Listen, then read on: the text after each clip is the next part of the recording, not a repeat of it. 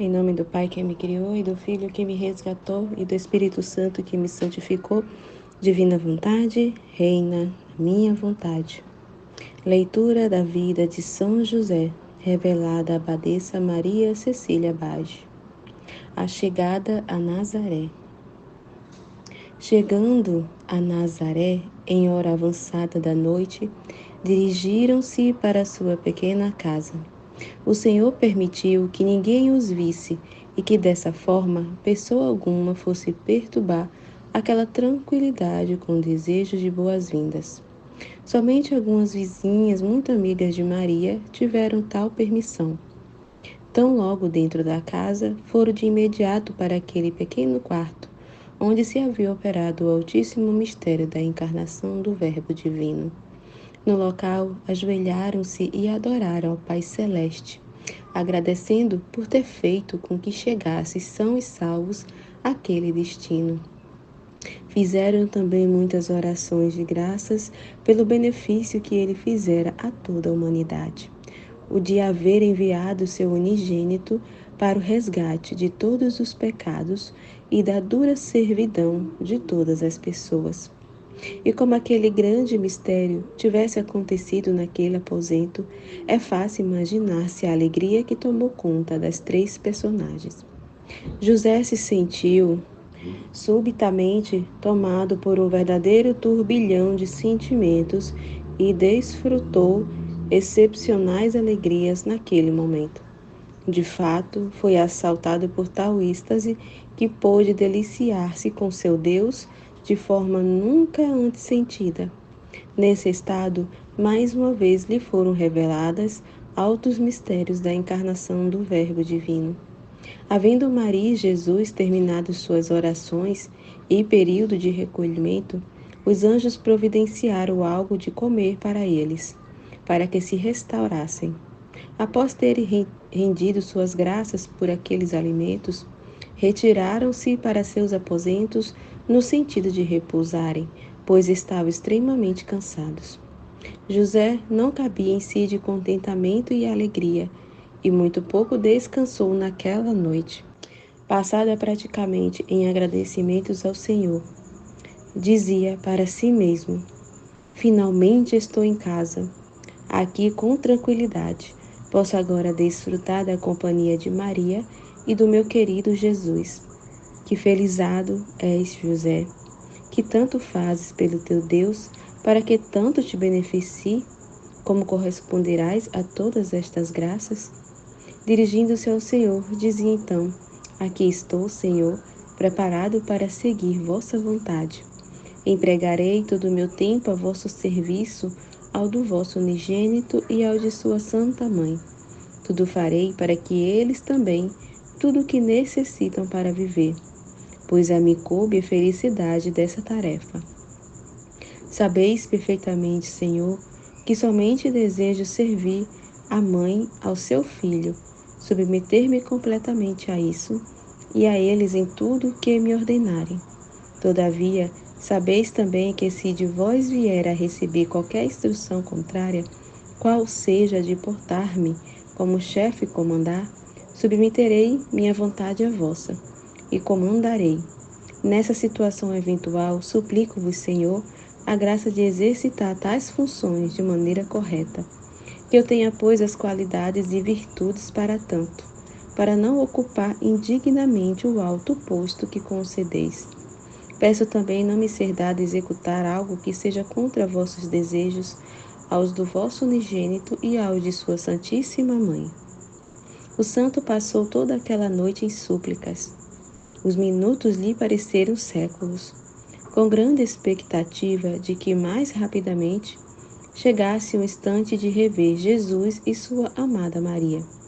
Encontrava-se tão preocupado com as providências a serem tomadas no sentido da manutenção diária de ambos que rezava fervorosamente para que o Senhor lhe providenciasse qualquer tipo de atividade, para que pudesse atender aquele compromisso. Tentava prever tudo e se mostrava muito solícito e diligente. E Deus muito se comprazia com essas suas atitudes e atendia então aos seus pedidos. José, de seu lado, procurava corresponder a essas graças que lhe eram concedidas e as recebia como agradecimentos, reconhecendo em todas a sua infinita bondade e condescendência. Tinha para si que elas não se fundamentavam em seus méritos, pois que se achava indigno, e derramava sentidas lágrimas por não possuir todos os elementos que julgava necessários. Pessoalmente achava nada merecer, mas que o Senhor assim agisse só por sua infinita bondade e misericórdia. No dia seguinte, tão logo acordou, passou a arrumar a casa para que pudesse trabalhar novamente em sua profissão. Aguardou que Maria e Jesus também se levantassem para saudá-los e rezar em conjunto. E eles deixaram seus aposentos e a ele se dirigiram para os cumprimentos habituais. Maria se mostrava muito prestativa, desejando saber seu estado, se havia repousado convenientemente, conforme mandavam suas obrigações de esposa amorosa e leal que era. O santo se constrangia e se embaraçava com todas essas gentilezas, agradecendo com humildade todos aqueles cuidados para com ele. E de seu lado também oferecia seus préstimos, mostrando grande vontade em servir em tudo o que se encontrasse ao seu alcance. E dizia: Querida Maria, ficaria extremamente satisfeito se o Senhor me destinasse como teu servo para servir-te em tudo o que for necessário. Todavia, é seu desejo que eu me comporte como marido, ordenando e comandando, e devo submeter-me a essa vontade. Deves perdoar-me em termos de minhas faltas e fraquezas, e deves também ajudar-me a louvar e agradecer a Ele por todas as graças que me concede. À medida dessas palavras, José observava com atenção a extrema humildade de sua esposa e se penalizava. Entretanto, não podia deixar de manifestar suas vontades e decisões. Ele a via cada vez mais linda e graciosa, humilde e ao mesmo tempo majestosa, e se alegrava muito quando a olhava, dizendo para si mesmo: Mas que grande felicidade a minha em poder conviver com criatura tão digna! Como poderei jamais merecer dádiva tão grande a mim concedida pelo Pai? Após essas considerações, ele se voltava para Jesus e, tendo-se por indigno, se humilhava, sem falar, fixando apenas seu olhar no menino. Animado pela confiança em seu pai adotivo, falava então sobre aquelas suas ansiedades todas, em poder servi-lo e amá-lo. Sentia tal alegria que só de olhar para ele derramava tenras e sentidas lágrimas. Na verdade, ele e Maria representavam seus únicos objetos de amor, de alegria e de satisfação. Vendo-se atribulado ou perturbado por qualquer coisa, bastava que os olhasse para que se confortasse e nada mais pudesse desejar. Por isso, não se alegrava com quaisquer outras ocorrências e nada mais lhe causava impressão positiva do que o amor que neles depositava. Na verdade, nem mesmo sequer olhava para quaisquer outras coisas, fossem elas quais fossem. E nisso tinha suas razões, pois neles residia a graça divina. Em Jesus, particularmente, morava a própria divindade, fato que o santo entendia perfeitamente. Como de hábito, os três disseram os costumeiros louvores a Deus, para sua grande satisfação, e ele então deixou a casa, com o beneplácito de ambos, e foi em busca dos alimentos de que necessitavam. O Senhor providenciou para que arranjasse logo trabalho e assim pudesse cumprir com suas obrigações essenciais. Muitos se congratularam com ele por seu retorno a Nazaré, especialmente os mais amigos, e muitos lhes perguntaram também onde havia estado durante sua ausência da cidade. E ele lhes respondia que estavam onde a providência divina os havia conduzido, para que pudessem salvar a vida de Jesus. E também que eles, voluntariamente, muito haviam sofrido, para que o menino escapasse da perseguição de Herodes. Os verdadeiros amigos naturalmente se alegraram com essas notícias. Todavia, os que não eram não se sentiram exatamente satisfeitos com elas. O santo recebeu alguns donativos em dinheiro para que pudesse adquirir alimentos para ele e para sua família. Foram providenciados a seu pedido por aqueles citados amigos sabedores de sua precária situação momentânea. José então voltou para casa muito satisfeito e agradecido ao Senhor pelas providências tomadas. Entrando na casa, observou que Maria e Jesus se encontravam em colóquios divinos. Quando Jesus notou sua presença, foi imediatamente para ele muito amoroso, como fazia habitualmente no Egito. A maneira típica das crianças acariciou José e, tomando-o pela mão, conduziu até Maria, dizendo para ela: Aqui está nosso querido José, que já providenciou os alimentos que precisamos. O santo, a essas palavras, lacrimejava de emoção, nada mais podendo dizer do que, ó meu filho, a alegria toda do meu coração. Maria também o recebeu com afeto e carinho, agradecendo tudo o que ele fizera para providenciar aqueles alimentos necessários. Ele então lhe contou sobre os donativos que recebera e também a respeito do trabalho conseguido com o qual agora poderia prover tudo o que fosse necessário para a manutenção deles. E os três rezaram em conjunto e agradeceram ao Senhor pelas graças concedidas e por tê-los socorrido naquela situação. E louvaram também sua divina beneficência e paternais cuidados para com eles. José é perseguido e mostra paciência e resignação. O demônio fremia em seu ódio contra José, pois não conseguia tolerar que ele tivesse tantas virtudes, e decidiu fazer-lhe guerra novamente.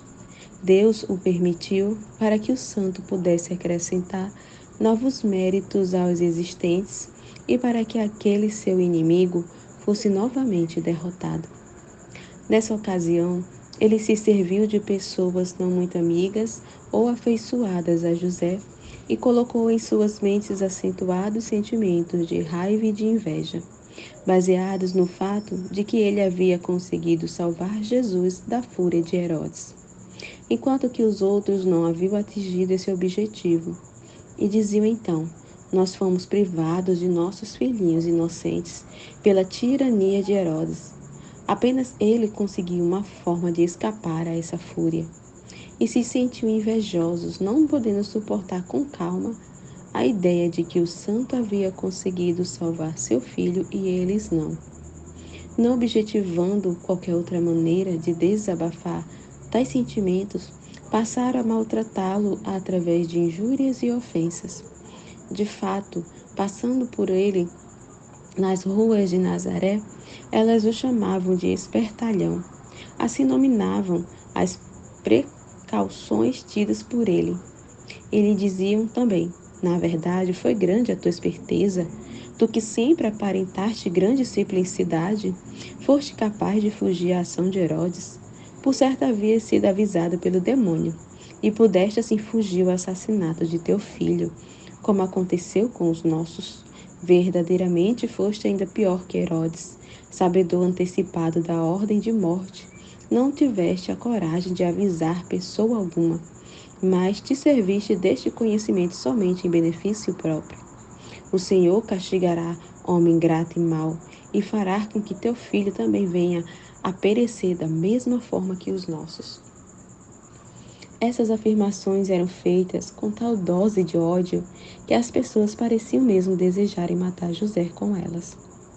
Ele, de seu lado, nada dizia em resposta e somente baixava sua cabeça resignado.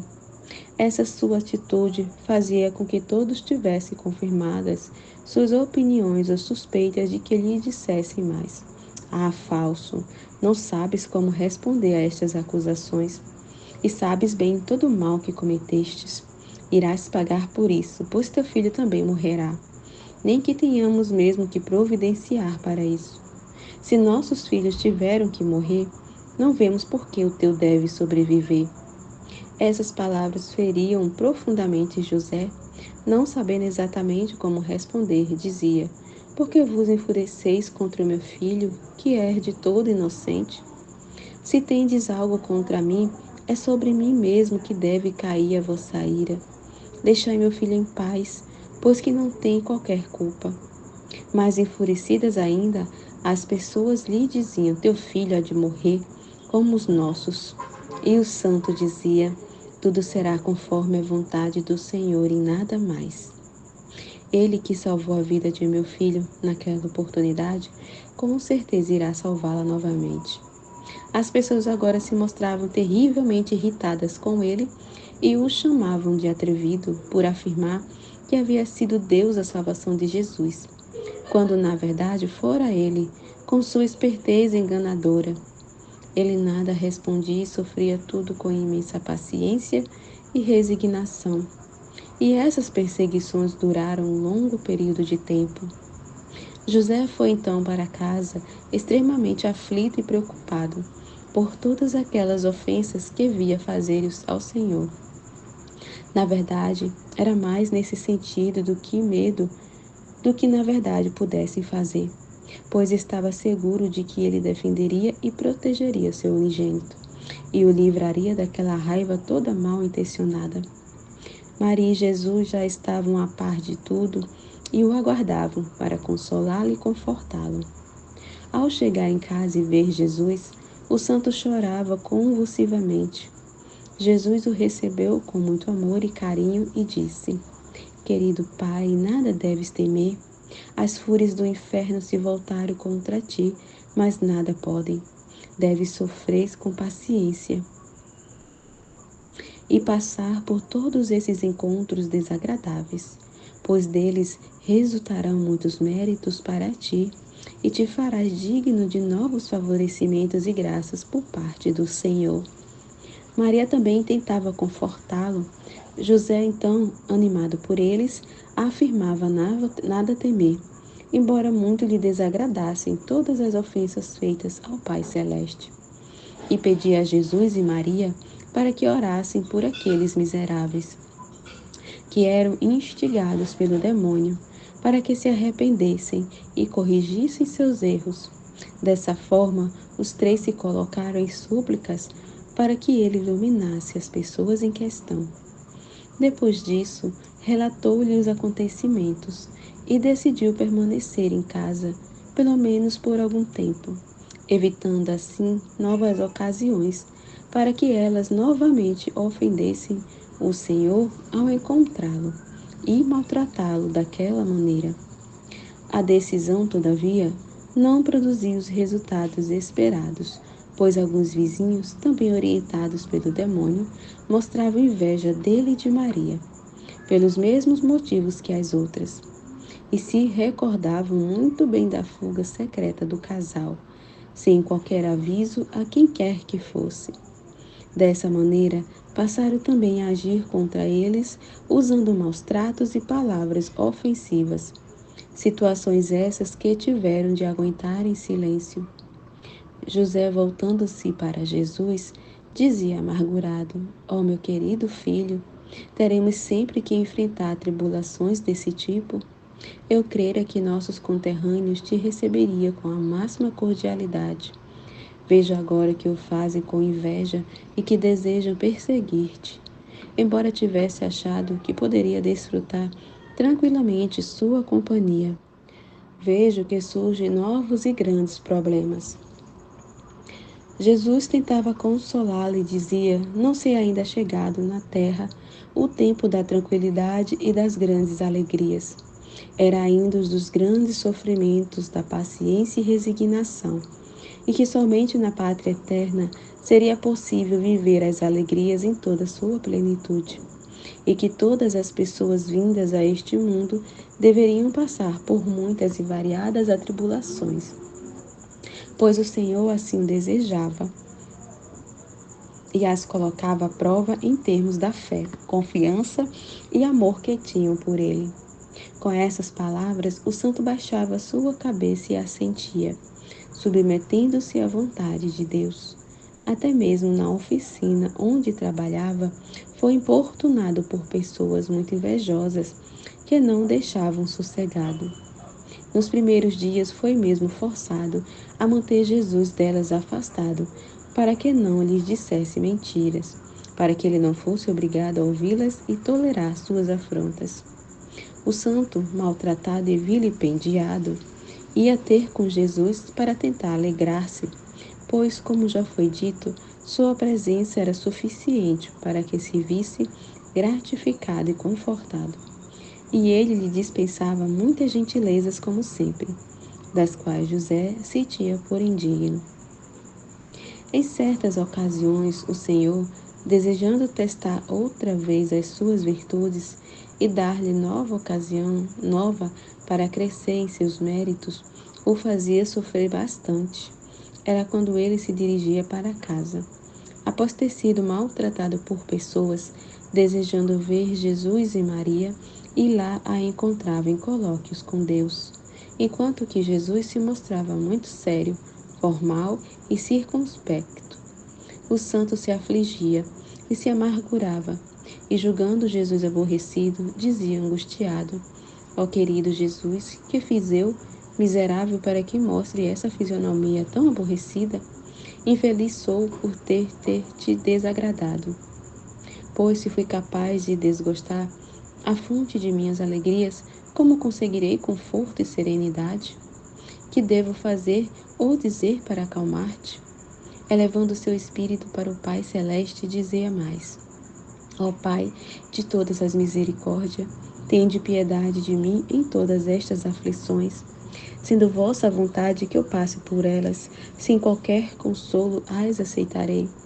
Se for vossa vontade que eu permaneça aflito pelo resto de minha vida, devo submeter-me voluntariamente a essa vontade, para que em mim não reste qualquer culpa ou pecado.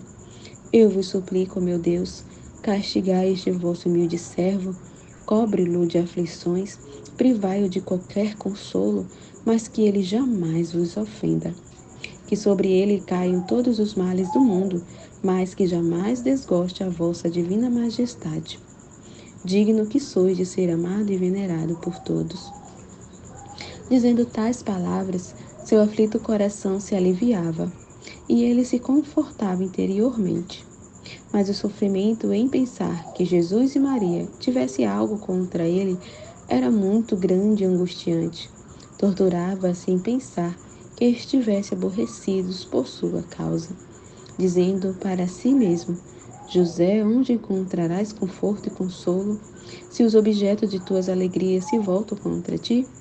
Não existe pessoa que possa consolar-te. Somente o Senhor o poderá, e até Ele mesmo, talvez, esteja irado contigo, pois que o unigênito e sua mãe o estão. Em meio a todas essas angústias, ele não sabia como agir, mantendo-se apenas muito preocupado com tudo aquilo. Subitamente foi tomado de impulso em dirigir-se a Jesus novamente, ajoelhar-se aos seus pés para perguntar-lhe em que forma ele o teria magoado e ofendido. Todavia, não ousava assim proceder, pois temia desagradar. O impulso se mostrou mais forte que o temor, e ele, confiante, foi para Jesus, para ajoelhar-se perante ele. No que assim fazia, encontrou-o durante o caminho, e ele o abraçou afetuosamente, sendo possível imaginar-se a alegria do santo com isso. Na situação tão comovente, Jesus falou em primeiro lugar: Alegra-te, meu querido Pai, jamais me aborreci contigo, pois muito te amo. E José disse então: ó filho querido, fui assaltado de imensa preocupação, mas estou agora tranquilo e alegre, pois vejo tua fisionomia bastante serena. Sabes bem do meu temor, e como asseguras estar tudo bem, meu coração encontra paz. Ao que Jesus replicava: Alegra-te, José, essas tuas preocupações são muito agradáveis ao meu Pai divino e também para mim. Com elas, cresces em teus méritos, pois te conformas com tudo que esteja relacionado à vontade divina. Assim dizendo, ele tomou José pelas mãos e o conduziu até Maria, que já os aguardava com muito afeto, dizendo também muitas palavras de conforto para seu marido. E em meio a todas as alegrias decorrentes, José se sentia humilde e indigno de tantos favorecimentos e chorava mesmo de alegria. Suplicou então a Maria e Jesus para que agradecessem ao Senhor por tudo que ele, condescendente, lhe concedia, do que jamais tinha sido merecedor. E os três conjuntamente se colocaram em louvores e agradecimentos ao Pai Celeste, enquanto José mostrava também sua imensa gratidão a Maria e Jesus, que o consolavam e diziam ser necessário sofrer com resignação, e também que podia estar seguro que não ofendia a Deus, mas sim que muito agradava a Ele, e a eles dois também, e que já conquistaram grandes méritos que o conduziriam ao paraíso. E ele, muito satisfeito, retornava ao seu trabalho, sempre louvando e agradecendo ao Senhor, que tudo permitia para a alegria dele. Ele meditava constantemente sobre essas graças todas a ele destinadas e sobre a grande condescendência que o Senhor mostrava, e convidava as pessoas para que também o bendissessem e o louvassem, cantando com ele o cântico de exaltação dos meninos da Babilônia. Trabalhando, permanecia absorto nesses pensamentos, pois a tarefa que cumpria não impedia que seu espírito se exercitasse nesses atos. Fato demonstrado na perfeição dos trabalhos que terminava, embora ele não tivesse percebido o passar do tempo tal sua concentração em Deus. Dessa maneira, seu corpo se cansava, mas sua mente se deliciava com o Senhor. Sabia muito bem desfrutar de graças especiais e por isso agradecia constantemente. Às vezes desocupados iam à oficina para conversar com ele. Tão concentrado estava que nem mesmo os via ou ouvia. E eles, por esse motivo, o chamavam de insensato e até mesmo de grosseiro, pois não conhecia seu mundo interior. Sabedor desses fatos, ele agradecia a Deus por o ter em tais conceituações. Agradava-lhe não ser estimado e apreciado, e preferia ser ofendido e vilipendiado por eles, nominando-os de seus benfeitores como instrumentos para a conquista de novos méritos e para que sua alma fosse coberta de novas graças. Por isso, empenhava-se em preces a favor deles, pedindo a Deus que lhes concedesse muitas graças também. Quando os encontrava, os que o haviam maltratado ou ofendido com palavras, mostrava ainda mais alegre e mais jovial do que habitualmente era com os demais. Saudava-os com cortesia e lhes desejava interiormente todo o bem possível, suplicando ao Senhor para que enriquecesse suas almas. Ao Altíssimo muito agradável esse seu comportamento, e ele mostrava sua gratidão, concedendo ao santo tudo o que era pedido. E ele, sabedor desse agrado, procurava praticar esses atos de bondade com muita alegria e satisfação em sua mente. Existiram também muitas outras atribulações para José em seu retorno à terra natal. Até mesmo íntimos e amigos, embora bem intencionados, lhes dizia que não deveria ficar perambulando pela cidade, pois todos o julgariam perdulário e vagabundo, e que não deveria conduzir Maria junto nesses giros que fazia, pois ela, gentil e frágil que era, poderia também ser afrontada por aquelas pessoas. Deveria estabelecer-se em definitivo, de vez por todas, mostrando ser pessoa equilibrada como deveria ser.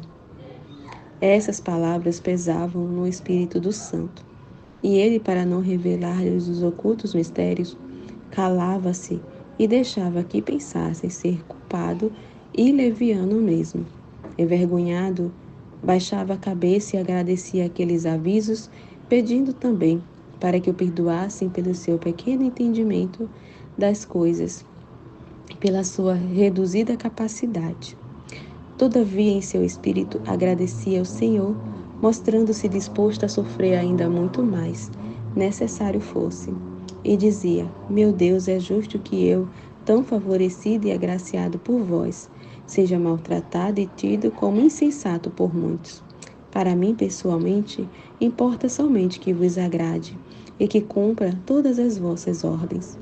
Sendo o vosso desejo que eu abandone novamente a cidade, seguirei logo vossas instruções e voluntariamente me disponho a enfrentar os percalços de uma nova viagem e também os maus tratos e calúnias por parte de pessoas que interpretam erroneamente minhas ações. E de fato, estava sempre preparado para obedecer em tudo e por tudo à vontade divina, pois nela repousava sua tranquilidade. Atendida à vontade do Senhor, ele estaria sempre satisfeito e sossegado. Ao voltar para casa, era acariciado por Jesus e consolado, até mesmo nas ocasiões em que nada relatava sobre os fatos ocorridos na cidade. Jesus lhe falava sobre seus grandes méritos, sobre as muitas alegrias que o Pai Celeste tinha com ele, especialmente nas ocasiões em que era maltratado por pessoas, e que deveria aceitar com naturalidade as coisas desagradáveis que lhes aconteciam. E José se declarava pronto para sofrer muito mais, uma vez que essa fosse a vontade divina, dizendo: Nada mais quero que cumprir a vontade de Deus. Jesus passa a trabalhar junto com José. Jesus passou algum tempo em retiro com Maria, esperando que terminasse a fúria daquelas pessoas que, instigadas pelo demônio, invejavam e perseguiam José pelo fato de ter conseguido salvar a vida de seu filho. Havendo diminuído algo essa raiva, pelo menos temporariamente, teve o Senhor por bem ordenar ao seu unigênito que descesse a um nível mais baixo e trabalhasse como ajudante de José na oficina. Tão logo recebida a instrução, Jesus decidiu cumpri-la imediatamente e atender à vontade de Deus. José se mostrou muito satisfeito com isso e com grande felicidade de poder ter seu filho junto com ele, como já acontecera no Egito. Por outro lado, constrangia-se também por se achar indigno de tão grande favorecimento, e por muito condoer-se com aquela redução de nível a que deveria submeter-se o Filho de Deus. Entretanto, sendo essa a decisão de Jesus, ele se colocou de joelhos em adoração ao Pai Celeste e ambos agradeceram conjuntamente. Na manhã seguinte, após os três haverem terminado suas habituais orações e ter executado atos de louvor para o Pai Divino, os dois partiram juntos para o trabalho. Uma vez na oficina, juntamente com Jesus, o santo mostrava uma alegria difícil de ser narrada com palavras e dizia para si mesmo: Meu Deus, quem jamais imaginaria que o unigênito do Pai Celeste fosse rebaixar-se a tal ponto e que eu fosse um dia digno de tanta felicidade? Não mais me entristecerei, e quanto maltratado por pessoas, aqui terei alguém para consolar-me. Com certeza, tristeza e amargura algumas poderão permanecer em meu coração, pois terei comigo sempre a própria doçura do paraíso. E voltando-se para Jesus, dizia: Jesus, meu querido filho, sabes bem que meu maior desejo está em servir-te. Mas, como o Senhor quer que seja o contrário, atenderei às suas ordens e te darei as minhas quando necessárias. Mas quero que saibas que assim agirei única e exclusivamente para atender à vontade do Senhor, e que tudo é grande humilhação para mim, que muito me constrange. Jesus, de seu lado, tentou confortá-lo, exortando para que comandasse com liberdade, no que fosse necessário, mesmo porque em tudo isso ambos somente atendiam à vontade divina. José se mostrou consolado com a argumentação de Jesus e ao ter que dar alguma ordem de trabalho, colocava-se em estrita obediência ao Senhor. De seu lado, Jesus se mostrava muito diligente, sempre atento às suas obrigações, procurando adivinhar o que fazer para ajudar José eficientemente, embora soubesse perfeitamente quais as coisas a providenciar. Não deixava que ele percebesse esse seu conhecimento prévio, mas permitia que ele o comandasse, pois no fato de ser comandado, exercitava a humildade e a sujeição. Ao mesmo tempo, dava a José a ocasião de ter que mortificar-se no atendimento daquela vontade de Deus, de que ele se submetesse à necessidade de dar ordens para o unigênito de Deus Pai. Necessitando de ferramentas ou quaisquer outros utensílios, solicitava-os de Jesus, em que era imediatamente atendido. Jesus o auxiliava também na elevação das pesadas pranchas de madeira e nisso mostrava sua ligeireza e força, além de graciosidade no trabalho. Era também responsável pela limpeza geral, pela manutenção de tudo em ordem e nos devidos lugares. Em tudo mostrava-se muito aplicado e atento. Os habitantes próximos mostraram logo que o filho de José trabalhava com ele na oficina como seu ajudante. E muitos foram até lá para vê-lo e se maravilhavam com a rara beleza do menino. Jesus afirmando ser José um felizardo em ter um filho tão lindo e tão bom. Até mesmo os que antes o haviam injuriado e perseguido, libertaram-se de suas invejas e raivas, dizendo compungidos: na verdade, José teve todos os motivos para salvar a vida de filho tão digno e tão querido. Devemos reconhecer ter sido o Senhor que tenha providenciado para que ele escapasse à sanha de Herodes, porque bem o merece, tão bom e formoso que é. Teria sido extrema crueldade se esse filho tão digno tivesse perecido naquela ocasião. E muitas dessas pessoas pediram perdão ao santo pelas palavras injuriosas e impertinentes que haviam sido ditas anteriormente.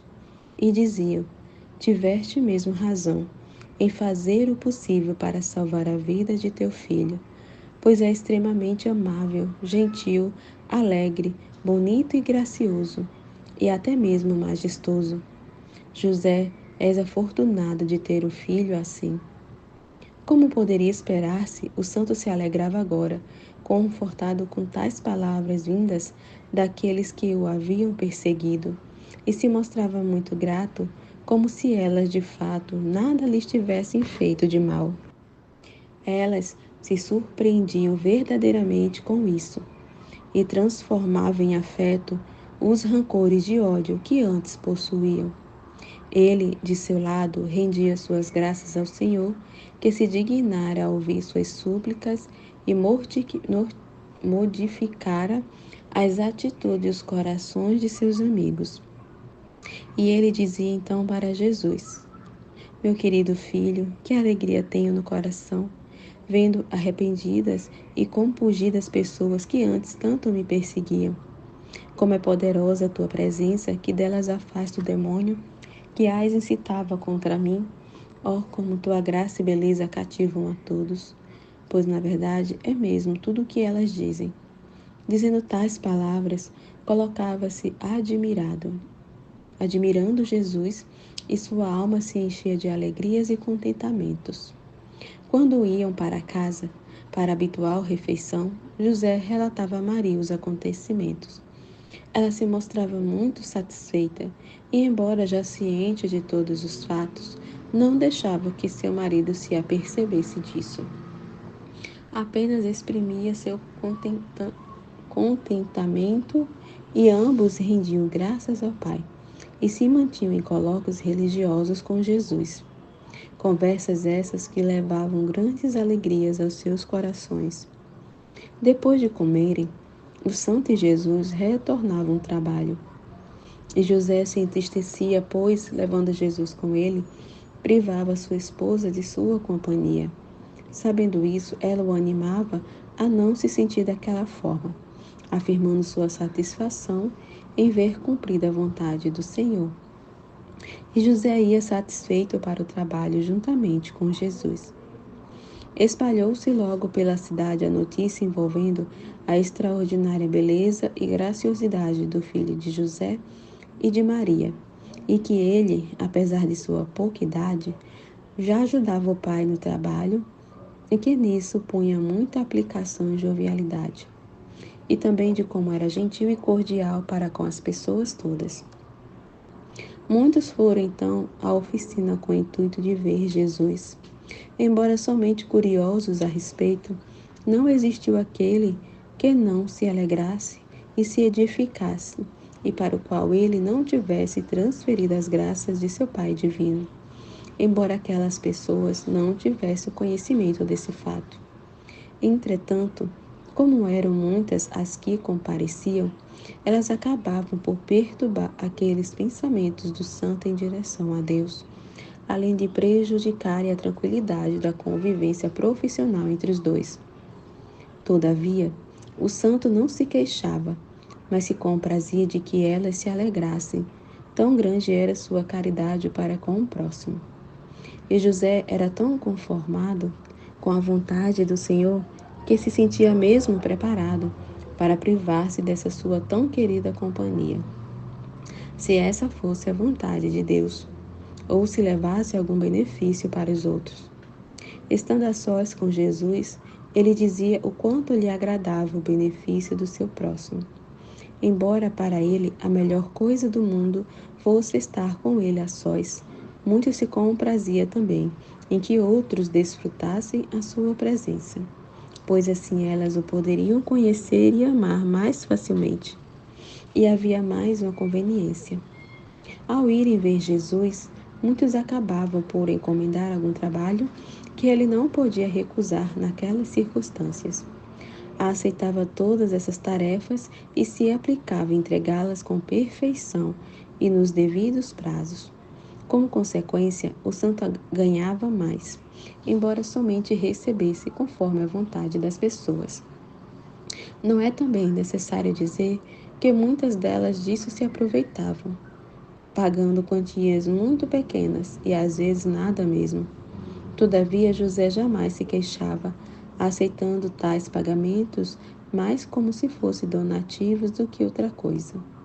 De tudo o que recebia, pequena parte era separada, destinada ao sustento da família, e o restante era endereçado aos mais necessitados naquele momento. José trabalhava muito e se fadigava correspondentemente para poder fazer tais esmolas, mas o fato o mantinha muito satisfeito. O mesmo acontecendo com Maria e Jesus. Embora estivesse agora muito atarefado, não deixou seus hábitos de dispensar parte do seu tempo para as preces ao seu Deus. O Criador abençoava esse seu trabalho incessante e se comprazia em ver que ele, embora se cansasse muito, ainda era capaz de realizar tarefas em 1 hora que outros teriam gasto várias para executar. E uma vez que naquela oficina se encontrasse o Senhor, de todos os anjos ali ajudando seu pai, os próprios anjos auxiliavam na medida das urgências dos trabalhos encomendados e na sua rápida confecção. José sabia dessa ajuda do Senhor e se mostrava muito grato. Agradecia continuamente e se reconhecia indigno dela, e exercitava ao máximo e em caráter permanente a prática da humildade e conformidade, que lhe eram muito queridas. Amém, Fiat.